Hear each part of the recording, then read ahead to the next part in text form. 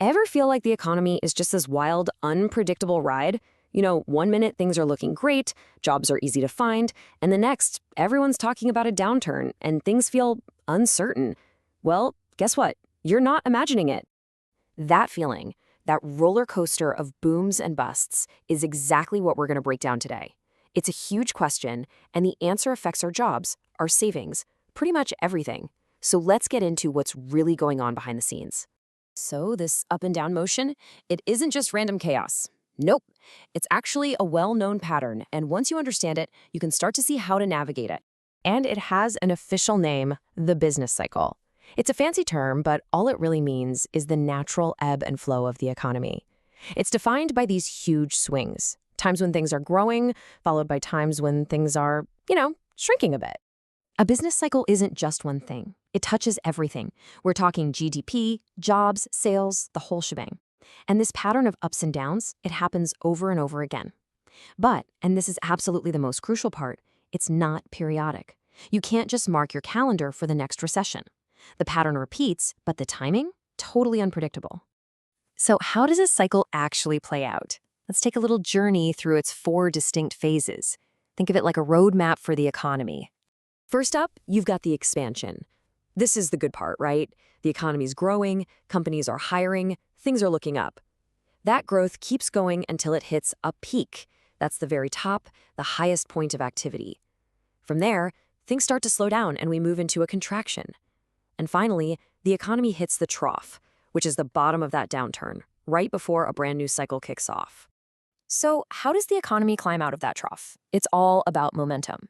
See, a downturn can feel like a vicious cycle. People lose jobs, so they spend less money, which means companies have to lay off more people. But a recovery, it just flips that whole thing on its head. It becomes a virtuous cycle. A little more production creates a few jobs, which means more income and more sales, which then fuels even more production. It's like a positive domino effect that gets the engine running again. All right, because these cycles are such a big deal, a lot of myths and just plain wrong ideas have popped up over the years. So let's clear the air and do a little myth busting. Okay, here's the biggest one. I bet you've heard this a million times. A recession is just 2 straight quarters of falling GDP.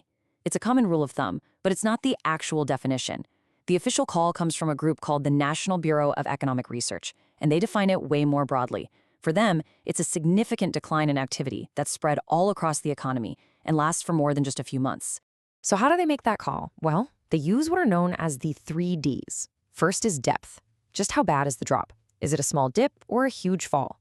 Second is diffusion. Has the decline spread far and wide, or is it just stuck in 1 or 2 industries? And third is duration. How long is this thing actually lasting? It's that full picture that really tells them what's going on. And here is a really powerful dose of perspective for you. While recessions get all the scary headlines, the data tells a much more optimistic story. If you look at the numbers since World War II, the average expansion has lasted 65 months.